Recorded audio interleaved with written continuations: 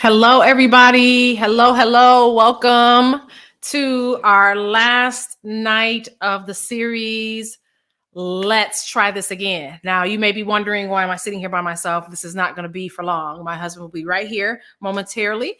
But we wanted to just first want to say thank you guys so much for taking time out of your week to come and join us to talk about some of these really relevant and important topics centered around relationships. Relationships are a part of life. They're a part of everything that we do. Even when we isolate, we still are dealing with relationships because we're built and created to have them. And so we have attempted this week to try our best to spend some time addressing some of the topics that we felt were very relevant for what we're dealing with in today's age. Of course, when we're talking about relationships, for many of you, the question was this just for married people? Absolutely not, because we start relationships very early in life, yea, even in our mother's womb.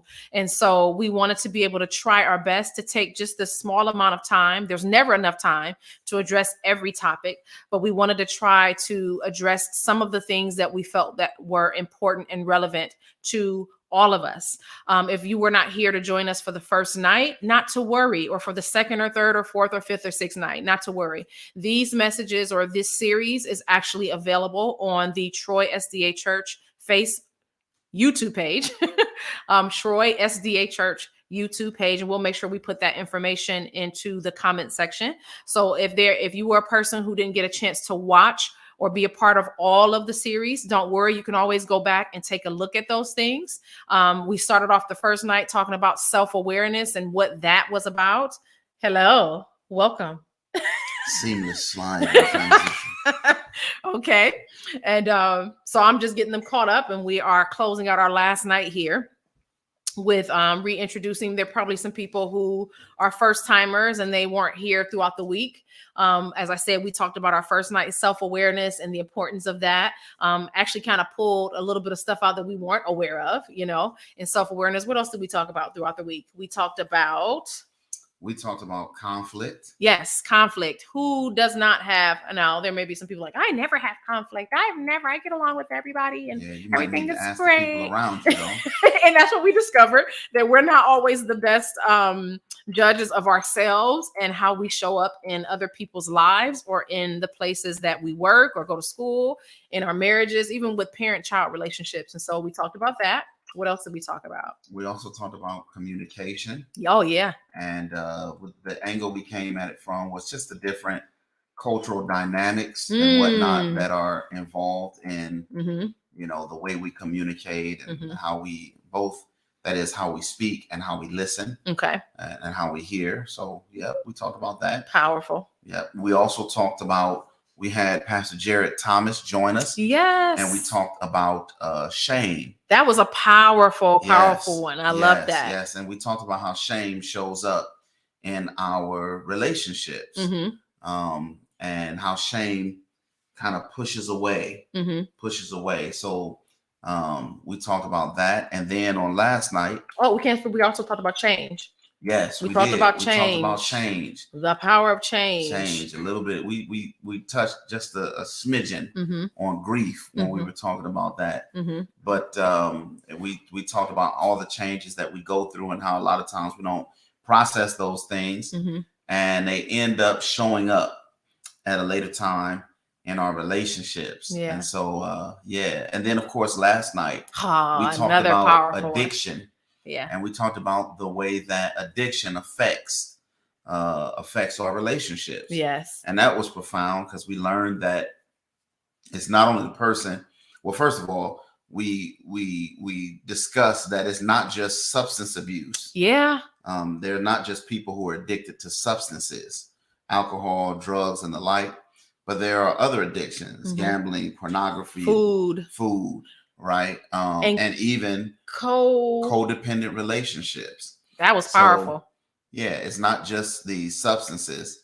So that was a good one. And then we discussed in the context of addiction, we talked about how it's not just the person who's the addict who is or who has the addiction that's sick, but the people that are in relationship with the individual who's wrestling with addiction. The people who are in relationships also end up taking on new roles and identities that fit into this addictive cycle. And that was profound. That was profound. But of course, we ended on the note that healing is possible. And even if the person who is addicted does not heal, the family can heal. And even if the person who has the addiction is surrounded by a family that doesn't want to heal, it doesn't stop their healing. So that was profound. So we've had some good conversations. Again, we want you, for those of you who may be listening for the first time, if you haven't subscribed yet, we want you to subscribe to the Troy Seventh-day Adventist Church or SDA Church YouTube page. Like, share. You know, it's very easy to be a blessing to someone. If something that you've heard has in fact blessed you, encouraged you, challenged you, just share it with someone else. And you can click on the little it's a thumb. It's a little thumb up type of thing, or an arrow. You can click on that and it'll give you a link. You can take that link and you can post it into a little text box, and you can send it to someone as a text. You can send it as an email, and there's a variety of different ways that you can share it. Powerful. So it's been a really good week, and we've enjoyed being able to spend this time with you. This is kind of an open day right now, the close of this series. We wanted to just kind of take this time first and leave it open for you guys. If you have any questions that you had from this week that maybe you felt like you wanted to ask during the week, but you didn't get a chance to, you can do so in the comment section. So if you're watching on YouTube, you have to be able to be signed in, correct? Right. Yeah. But for those of you who have the special privilege of having the phone number of my wife or myself, right, and you're like, I don't even know how to do it. I'm seeing everybody else pop up, but I don't know how to do it. What we would ask you to do is, if you have a question or something you'd like us to talk a little bit about, then just text us. Text us. And if you see, then you'll know that your text has come through. So those who are on Stamina for Life, on the Facebook page of Stamina for Life, then you can type comment, it inside the comment section. Type the questions in there, and we'll be able to get them and try to talk about them. So we checked. We didn't get any at pm@troysdachurch.com. We didn't get any questions. So, we will start, because we're not going to just wait around and, and do nothing. So we'll talk about what you do, since what I do. What you do. What I do. You are a GRS. What is a GRS? A GRS, the way you say it. A grief recovery specialist. I am a grief recovery specialist. That means that I walk with people through processing loss, but not just death, because most people, when they think about grief, they think about death, right? Which it does apply, but people can grieve much more than loss of life. So you use two words interchangeably. You use grief and loss interchangeably. Why did you do that? Because grief is centered around people losing something, right? And so, yes, we can lose loved ones, but we can also lose our jobs. We can lose our faith. We can lose trust, safety. We can lose tangible things. We can lose a car. We can lose a precious item. So we can literally lose an insurmountable amount of things. We can lose intangibles. And that's what the thing about trust and safety and things of that nature, that's what you would consider to be intangible, right? Not necessarily something I can touch, but it's an experience that I can have, you know? Yeah. Yeah. So when it comes to grief, like what's the big deal? Because I'm sure somebody might say, okay, yeah, grieve. Yeah, everybody, you grieve at your own pace or whatever the case may be, or but what's so important about knowing how to navigate or needing a grief recovery specialist, somebody who specializes in helping people to, in fact, like just that name, recovery. Yeah. Grief, it almost seems like I'm an addict. Yeah. I'm recovering from. I know we don't necessarily like that word, right? So can you break that down or unpack that for us, please? Yeah. First of all, I think we assume that people know how to grieve. I do a class at our church. I'm starting back doing it. I started it last year. It's called the C3 Challenge. And the C3 Challenge. Yes, the C3 Challenge. And what it stands for is it stands for change, challenge, and choices. Okay. And the reason why I approach it from that direction is because when you say you want to do a workshop with people on grief, not a lot of people really feel up to that, right? Like, I don't really need that. Or if they do, it's like, I don't want to go into a place talking about grief. But really, it's so much more. So again, assuming that we know what grief is or how to grieve and how to address it or approach it. So it's important that we have an opportunity to educate people on what grief looks like and what it can look like. Oftentimes what grief involves is also being able to name it, what the loss is that you've incurred. I don't know if you've ever experienced a loss and being told to stop crying or suck it up or get over it, or you got to be strong for everybody else. Those are myths. Those are things that are not true. Those are things that we say to try to help. But in our own way, we're either suppressing or we're dismissing. Yeah. So there is a place for recovering. Yeah. That is that's powerful. Vocabulary is also another important part of grief because many of us can grieve, but we don't know how to express to people what it is we're thinking or feeling. We don't know the words to put to what it is. So grief recovery helps people to be able to put words to the experience and the emotion that is accompanied with the grief, because that is a part of it. There is not a person on the face of the planet who does not have emotion. It is there, but sometimes we suppress it or it is lying dormant and we just don't know how. Wow. Yeah. Wow. So, and we talked about addiction on last night, but I've heard you say that people can even grieve an addiction. Yeah. So like we think, oh, great, I'm not wrestling with this addiction anymore. Yeah. But you suggested that people can grieve that. What is that? Absolutely.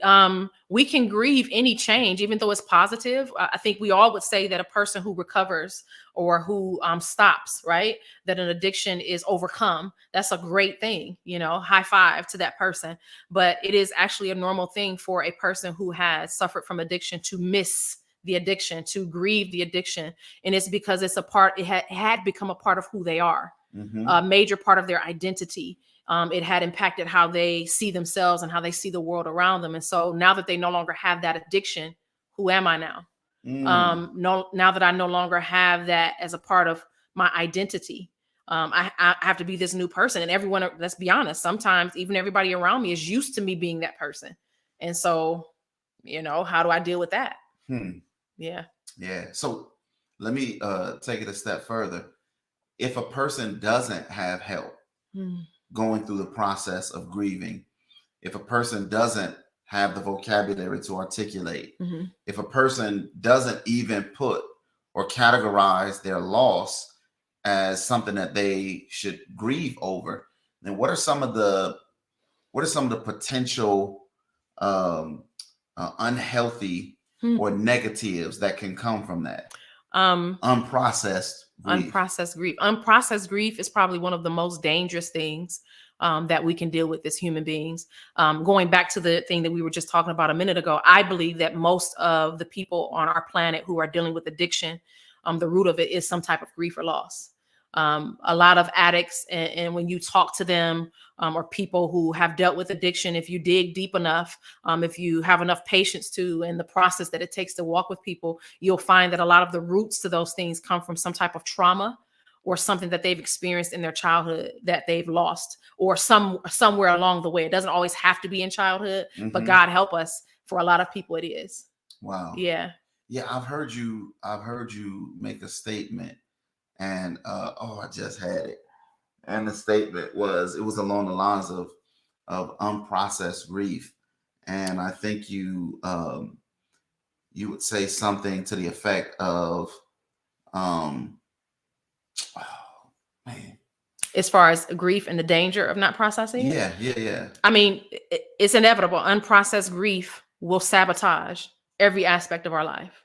Oh, no. That's what it was. I remember now. You were talking about we were talking about grief, and I heard you sharing, and you were talking about how sometimes replace the loss. Yeah. That's what. So can you unpack that whole that replace the loss? Yeah. Replacing the loss is it's a myth, but yet we're not aware that that's what we do. I'll give you probably a simple example of what that looks like. Most of it, many of us have been children, and back in our childhood, we've lost things. I like to use the thing about a pet. Oftentimes, you lose a goldfish, or you lose a cat, or they die, or something like that happens. Like, oh, don't worry about it. We'll get you another one. And what that signals to a child is that particular loss can be easily replaced. And the reason why I use an animal, because the animal does its life, right? And so that message, though, rings true in their minds in this sense. It can stay there, and it can unfortunately cross over into other aspects of our life. So imagine that child being told when they're younger that don't worry about the loss of that pet. We will get you another one. What do you think that says to a child about life? Yeah, it's replaceable. So not only is that replaceable, but let's say we move on, and eventually children grow up and they become teens, maybe young adults, and maybe they have relationships, what I'm saying? And you start dating, and those things happen. Oh, yeah, and I know that's one. And it's like, they come home crying like, and it's like, don't worry about that. Johnny was a bum anyway. Right. And there's plenty of fish in the sea. Yeah. You'll get over him in no time. Right. You'll get over her in no time. And Lord help us, we even maybe put God into it. Oh, God will give you another one. You know what I'm saying? Or I'll even throw this out here. I've even heard people say that to people who've had miscarriages. Which we can talk about in a little bit, but don't worry about it. God can give you another one, as if to say that the life that you carried is replaceable. There is no life that is replaceable. And I know that's a hard one to grasp, but the reason why I say that is this, and why I believe it, is because if life was just replaceable, then God would have replaced us the moment that we fail, right? The moment that we sinned, because sin is ugly. And so why have to deal with all of that? Just replace them. And he did not. And so we should also understand and know that there is no life that is replaceable. Wow. That's profound. And so I can imagine that whole replace the loss thing playing itself out, especially in the area of friendships or even romantic relationships. And it's like, oh, I lost this friend, whatever, but I'll just get another one. Or, this marriage didn't work out, I'll just get another one. Yeah. This whatever didn't work out, I'll just get another one. Yeah. And, you have this thing of going over and over again. That's not to take a shot or suggest that, that some marriages don't work out. True. And people have a second marriage that does in fact work out. Right. But, we're talking about a patternistic behavior that is ready at the drop of a hat to be able to replace something that really is not as easily replaced. Or I would say, especially when you're dealing with relationships, when you are going to lose a relationship, it is best to process it. And I mean, from any respect, whether you're getting ready to lose a loved one due to sickness or disease or health, even if it was accidental or suddenly, it is best to process through it. And even if you're going to go through such a, and we don't talk about this a lot, divorce happens, right? It would be great if it didn't, but it does happen. And all too often, I think that there are a lot of people who don't process their divorces. Right? We just try to move on to the next relationship, and we're not realizing that we're carrying this unprocessed baggage, expectations into the children. Well, we'll get there. Yeah, no, that's powerful, because you know the thought process is, oh, I've been married before. You know, we don't stop to say, yeah, but that didn't work out too well for you. You know, but it's just like, oh, I've been married before. I know how to do the marriage thing. Yeah. So I don't need to process, you know, what happened. It's just an experience. It's water under the bridge. You know, and I gained some good experience from it. But you know, that's something that we actually need to process. We need to process through. Yeah. And you know, talk a little bit about, and maybe you can't go into too much detail, but talk a little bit about what we say, what we mean when you say process through. Processing through loss. It requires some significant steps to take. One of the first things that anyone has to do when it comes to processing any type of loss is you have to acknowledge. You have to be willing to acknowledge that something was lost, you know, and what that loss meant to you. When we can't, there's something you say a lot, or maybe we heard it at some point in time. You can't heal what you're not even willing to acknowledge. It's impossible to heal something that you cannot even admit has happened, is happening, and that it actually hurts. And that it hurts. And so all too often we're stuffers, and we stuff things down and we push it down. And I hate to even say we even use our religious activity or beliefs as an excuse for why we cannot process through those things.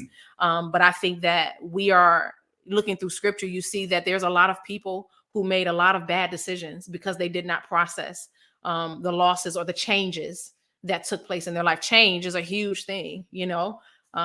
There's all types of areas in life that, you know, change can impact.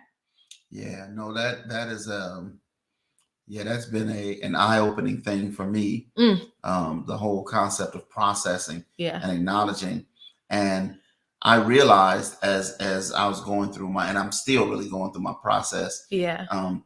So many losses were incurred that I had not considered as losses. And you know, for myself, friendship is a difficult thing. And I've always said, yes, I only have a few really good friends that I've had for such a long time and whatnot. But the reality is that one of the reasons why it's difficult for me to make friends is because I moved so much. When I was growing up. You know, I went to several different schools and, you know, transferred here and there, make friends, get friends, then lose friends, make new friends, get friends, lose new friends, make newer friends, you know, get newer friends, lose newer friends, move again. And so the constant moving, it really affected me. And I had not even processed that was something that was present in terms of my ability to make relationships. I think in the psychological realm, they talk about attachment theory. And so this was one of the things that was affecting my ability to attach and actually make new friends. It's like, well, why? I'm just going to lose them. You see what I'm saying? So I had not even acknowledged that was something that was present in my experience. So you're telling me that you actually carried that, something that was a childhood experience, right? Because a lot of times we think, oh, children get over it. You know, they're resilient. People use that word a lot. They'll bounce back, right? But it sounds like you're saying that it carried over into your adulthood.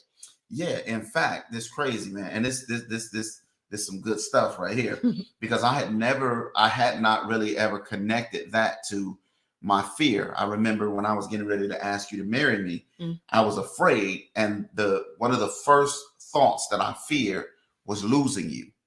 Losing you because of some catastrophe, losing you because you just decided this dude is a bum, I don't want to be with him anymore. But you know, my mind was really flooded with the fear of losing you. And I just until we're talking about this right now, I hadn't connected it to this attachment thing in terms of me moving and really being introduced to what I thought was true And that is, whenever you attach, Mm-hmm. you're going to lose. Mm. You know, whenever you attach, whenever you develop deep relationship, those relationships are going to be taken away from you, you know. Now, going back to when you were talking about being a young person, because making friends is kind of, it can be kind of difficult when you're younger, Mm-hmm. right? If Mm-hmm. you know, maybe you haven't been there, maybe you've easily made friends throughout your whole life, but for a lot of people, when you think of adolescence, friendship and making friends can be difficult, and the attaching and reattaching, or detaching and reattaching thing can be. Do you think that can wreak havoc on our identity? Oh yeah. Oh yeah. Oh yeah. I think it definitely can, in terms of us trying to process who we are, and you know, and then even who we want to attach to, or who we're willing to attach to. Mm-hmm. But I also think it affects our identity and our overall well-being. And this is something that I've heard you mention over and over again. It can affect us in community and in relationship, Mm-hmm. because one loss is piled on top of another. It's compounded loss. And so you have all of these, as in my case, I had losses I hadn't even processed as losses. And so, you know, if I have not acknowledged them as loss, mm-hmm. then I can't process them as loss. Mm-hmm. Thus, I'm unable to heal from them. Mm-hmm. And so I have multiple losses that I've experienced, and I have not gone through a grieving process for them. And so I think that compounded loss, as you call it, would you talk to that a little bit more? Compounded loss. Yeah. Compounded loss is something, of course, the word compound means you're adding something on top of another, on top of another. And we experience loss as early as, you know, again, childhood, little children, babies, even, you know, as far as we can go back and remember. But again, we don't know that these things are losses, you know? And so because we're not necessarily processing them, talking about them, seeing how I felt about that loss, what did I love about it? What did I didn't like about it? You know, there's an intricate way of being able to process that. But as you have these things just constantly pile up and pile up and pile up, grief, there's a lot of faces to it. You know, believe it or not, there are people who are just constantly happy. You know, and that's because they're just trying not to, you know, I don't want to deal with the grief. I just want to be happy. You know, there are people who are constantly afraid. You know, they're dealing with constant fear. There are people who, and I think maybe many of us, we live in a world on social media where we see a lot of angry, you know, more so than we probably did, you know, years ago, because it was just kind of kept away. But now you turn on your phones and you go on, you know, whether it's TikTok or Facebook or Instagram, and there's these videos. People just angry, fighting, and, you know, and you run into a person one day and they say something to you and you just fly off the handle, right? Mm-hmm. So there are these things that, and this is again, unprocessed grief, all these tentacles, these different experiences that, make no mistake about it, it's going to show up somewhere. It just takes the right time, the right situation. And I tend to think also that there are people who carry it in their bodies. Mm. If you've gone through any type of trauma education, things of that nature, it's becoming more and more, people are more and more aware that we carry trauma physically. You know, disease, we know that starts first here in the mind. And so, yeah, there are people who are dealing with losses from years ago, and it's showing up in the pain and in the, you know, the physicality of the person. And this is not to say that every single person who's dealing with sickness or disease or anything like that is because of that, but make no mistake about it, it's going to show up somewhere. Wow, that's crazy. Yeah, that's crazy to think about. Mm-hmm. The potential for grieving someone or something, the loss of someone Mm-hmm. or something Mm-hmm. or some place, Mm-hmm. and not having processed, not having acknowledged it, and therefore being able to process it, and it's showing up and actually acting as a barrier in terms of present relationships. If you've ever wished that you could have done something different, wished you could have done something better, or you wish you could have done something more, mm-hmm. that's also a part of the grieving process. Loss of dreams. You know, I wanted to be here in life, or I wanted to accomplish this or do this, and life brings about a certain circumstance, or, you know, things don't happen the way that you wish they would have. And so you carry the remorse and the grief of that. and people don't tend to think that they can talk about that and go through the process in order to heal. Yeah. And again, maybe I'm repeating the same sentiment, but I just can't help but believe that somebody hears this and they're like, man, just get over it. Just get over it and stop whining about what happened to you and stop. Just get over it and just move on and just press forward. And this, some people might think, man, I'm stronger than that. Yeah. I'm not weak. That's so weak, man. Why are you continuing the whatever? What would you have to say to people who are, who have that framework? I think a lot of that actually comes from fear. Our ideas of strength have killed us over the years. Ooh. Yeah. Say that again. Our ideas of what constitutes strength has killed us over the years. Wow. Whether that's mentally, I'm telling myself that I must be strong while I'm also carrying bitterness and resentment and guilt and shame and pain. And we've talked about that this week. And so we have told ourselves these lies that suggest that to be strong means that I don't face it. I don't need to face it, right? I don't need to talk about it. And I actually feel for men in our society, because all too often I think that men especially are not really allowed to grieve. They are told from little boys, stop crying, or that's weak, or you got to toughen up, you got to be strong. And I get to a certain degree that is considered to be survival. We have to survive. But and I think I had a discussion about this online with someone not too long ago, that survival is only good to a certain point. I'm not going to knock it in this sense. I understand that there are certain circumstances in life where we literally are just trying to make it through, but we're not created to just survive. We're created to thrive, if that makes sense, right? Yeah. So survival is this thing called survival brain. Survival brain keeps you in a constant state of mistrust. It keeps you in a constant state of fear. It keeps you in a constant state of not being able to rest in, being able to see things clearly. You have these lenses on, you doubt, and it's just, it's a mental torture, if I'm constantly just living in survival. No, I have a funny thing. We love to do skits, and man, I have a funny one. We're gonna have to do a skit. But we like to do skits. Like being in a relationship with somebody who's in survival mode, or who's operating on survival brain. You're out to dinner and you're like, oh man, man, how does the food taste? And they got a paper bag. They're like, what? And they're dumping all the food in the paper bag so that they can have some food for later, because they're afraid that they won't have anything for later. Yeah. And so survival is so much on their minds that you can't enjoy what you have and what you're experiencing right here, right now. Yeah. Not just food, but also relationships. Yeah. So it's like, okay, this is good, but pretty soon this person's going to leave me. So what I need to do is I need to up and out of this relationship before they leave me, because I'm trying to avoid being hurt. And if I'm hurt, that's going to slow me down. And so, okay, boom. And they're out. And just always, I'm thinking in my mind and imagining the difficulty of being in relationship and being in a healthy relationship with someone who's always thinking about survival. And ultimately, the survivor is ultimately always thinking about themselves. Yeah.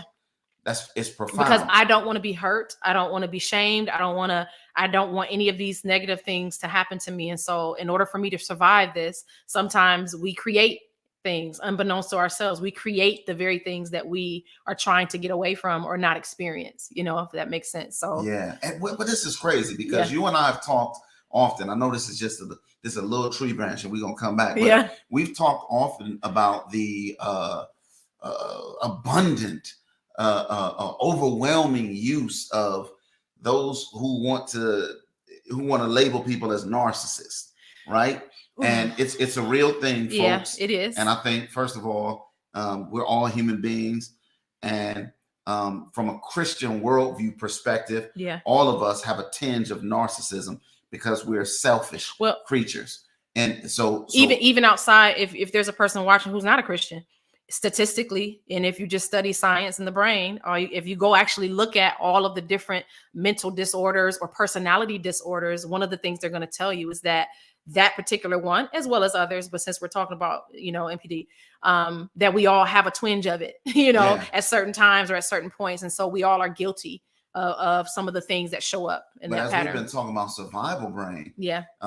Because, it occurred to me that an individual who's in survival mode can very much come across as being narcissistic. Yeah. Because they're always thinking about themselves, right? And of course, it's always everybody else's fault. Yeah. They don't ever take or own any responsibility for anything. So I think it's fascinating, not to get off into that, but the self-centeredness and always it's people who are operating there. And the reality is that we don't even know it. Yeah. Because we have not gotten out of the fight or flight mode. Yeah. We're just operating 24/7 in fight or flight, high intensity, high stress. And I've always, and this is something that I think that because I also work as a mental health coach, right? And, in school right now doing some things with social work or whatever. And one of my teachers I really love because they talk about the practicality of mental health and how we need to be able to deal with these things, right? And at least for me, what I feel like I'm noticing is we hop on these bandwagons, right? That's because we're able to be here and watch you guys. Social media is a great thing, right? But social media has made all of us somehow clinical psychologists. It has made all of us given all of us the ability to be able to diagnose everyone around us and be able to, and don't get me wrong, I think that it is a beautiful thing for us to be introduced to messages that help us to be more self-aware. There are really some great positive things happening on social media.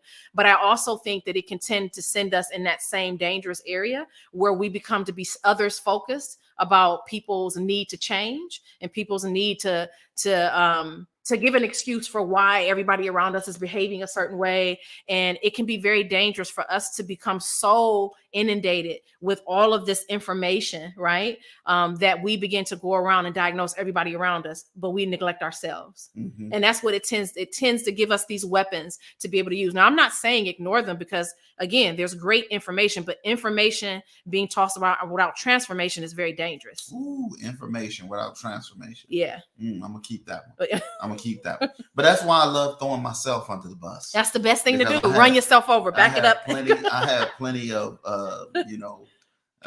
help me moments. Yeah. That I can point to where I'm like, Lord, help. Yeah. Some I'm willing to share. Of course, others, there's been too much buffoonery to even be desirous of acknowledging it. Yeah. At least in a public manner. But so is it possible for us to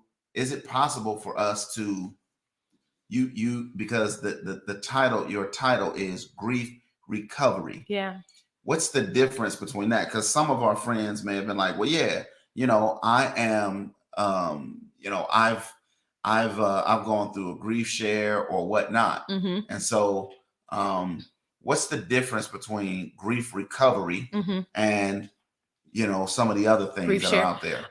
There are a lot of good things out there. One of the things that is most common to people is a thing called Grief Share, which is really great, right? A place where you can go. A lot of churches actually have this program running, or community centers where people go and share with other people who have grief. That they go and actually open up, and they feel safe to be able to do that, which is actually really a good thing. So I want to put that out there, that it's nice to be able to go into an environment with other people, because we're created for community. We've been talking about that all week, right? However, the difference between Grief Share and Grief Recovery is that Grief Share will only take you to a certain point.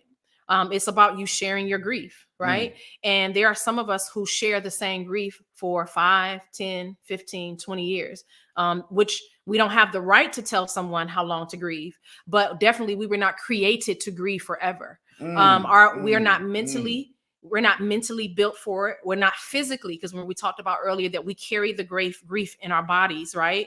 We're not physically built for it. We're not built to do that communally. How many times have we been in relationship with people, right? And maybe we've been the person, or we've been on the other end, and it seems as though this person is just continuously sad, continuously broken mentally or emotionally about a loss that is, that has been some time, and I want to touch on this, because I think one of our friends here, Kendra, she put here, if you want to click on it so others can see it. Yeah, it was up there already, but I'll put it back. Okay.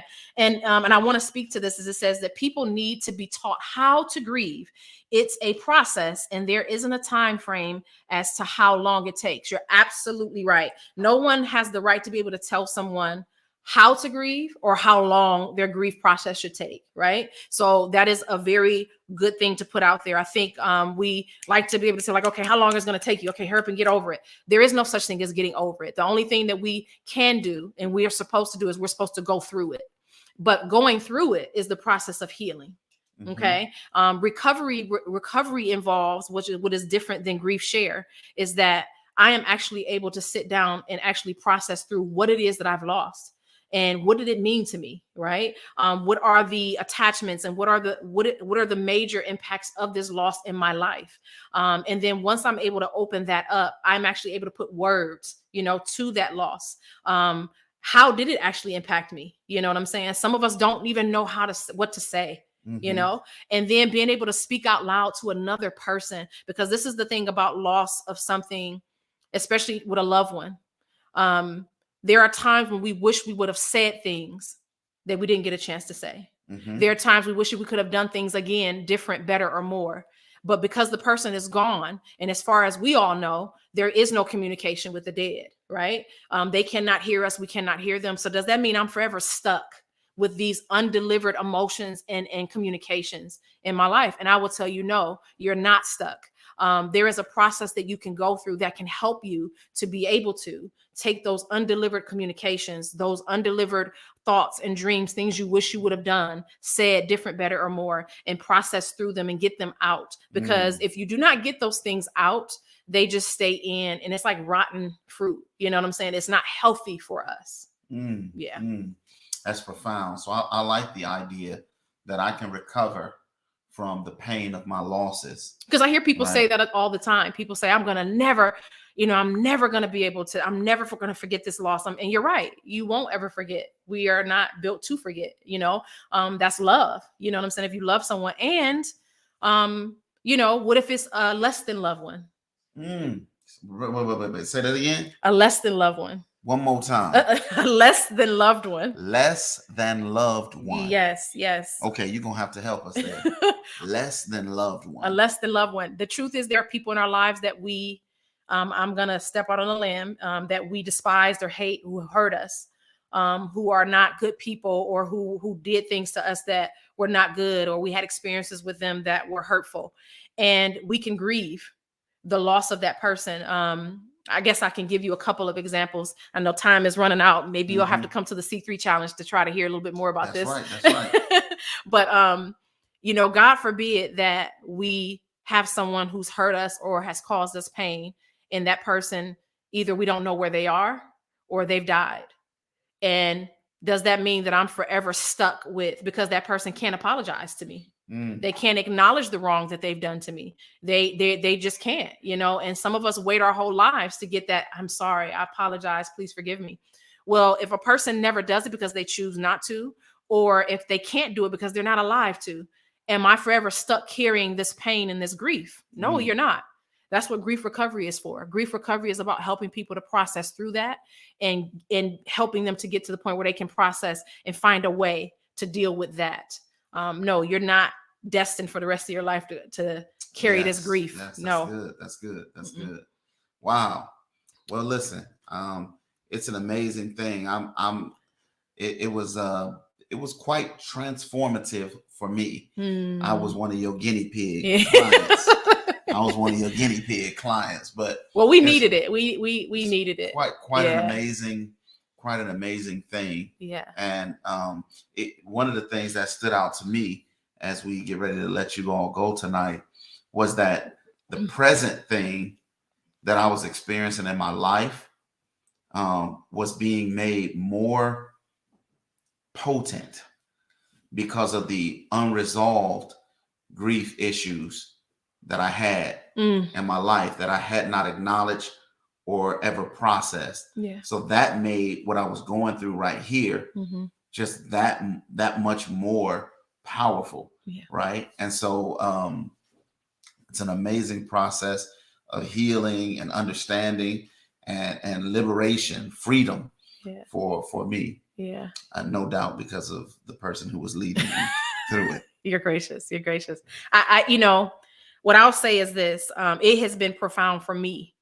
Even going into that profession and ended up walking in that direction was a leading of God because of my own pain and loss as someone who's gone through several different types of grief, whether it's grief because of trauma in life, different types of abuses or, struggles, or just losing people, intangible things, loss of trust, loss of identity, loss of faith. Even I've been there, and I'm so grateful to God for understanding and coming to that realization that no, I don't have to walk around as a wounded person for the rest of my life, that there's freedom. And God forbid that, we, even in our church community, you know what I'm saying, that we're coming, frequently, and yet we're walking out still carrying that baggage of grief and pain. But the truth is, sometimes even in our church communities, we don't talk about it. We spiritualize things and we just say, pray enough and pray more, and God is going to take care of it. And there are things that are true, but not the truth. Meaning, yes, God will take care, but we serve a God that calls us to be able to open up these things and to do heart work, surgery, as it were. And he will be the one to sew you up, but make no mistake about it, he can't sew you up knowing that you're still infected. So there's a work to be done. Gotta clean it out. Yeah. Well, listen, there are literally so many things that we can talk about. And I'm glad that actually tonight we got an opportunity to touch a little bit on grief and how grief can impact our present well-being, as well as our as well as how we show up in relationships with others. So listen, we want to thank you guys for joining us. All week let's long. Try this again.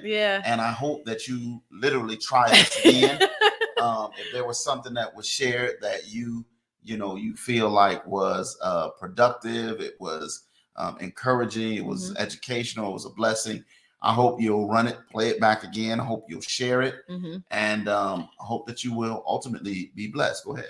And we had promised, and we're going to get to that. If you are a person who had registered, the only way we can give you the tools, some of the things that we talked about throughout the week, we need you to register at the church's website so that we can send that stuff to you. We'll try to get that to you over the next couple of weeks. And so we're just really thankful to be able to come and spend this time with you guys. We love talking about all of these things, and maybe we'll do it again. Maybe we will. Yeah. Maybe we'll try this. We'll try this again. Yes. Yeah. Well, yes.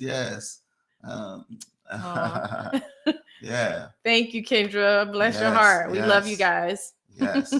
Well, let us go ahead and pray together and close out our time. All right. Father in heaven, thank you for the opportunity that we've had to be together this week.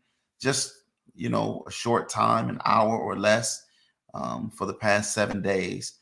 We pray, dear Lord, that some of the tools that have been shared and what we will send to our friends, for those who have registered, that those tools can be put to use. And I pray, Lord, that it would help to nurture and nourish their communities and relationships.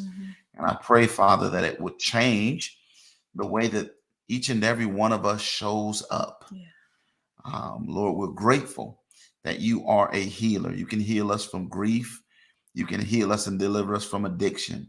You can heal us and deliver us from shame. You can heal us and deliver us from a broken past. You can give us new ways to communicate. You can put a new song in our mouths. And so we ask that you would do all of these things for us. We thank you, you and you alone. In the worthy name of Jesus, we ask. Amen. Amen. Amen. All right, guys, have a great night. And hey, if you are looking for a church to visit, if this is your first time watching, you're welcome to come and join us and visit us at the Troy SDA Church in Troy, Michigan. We would love to have you. Absolutely. All right. Take care, guys. Happy week. God bless.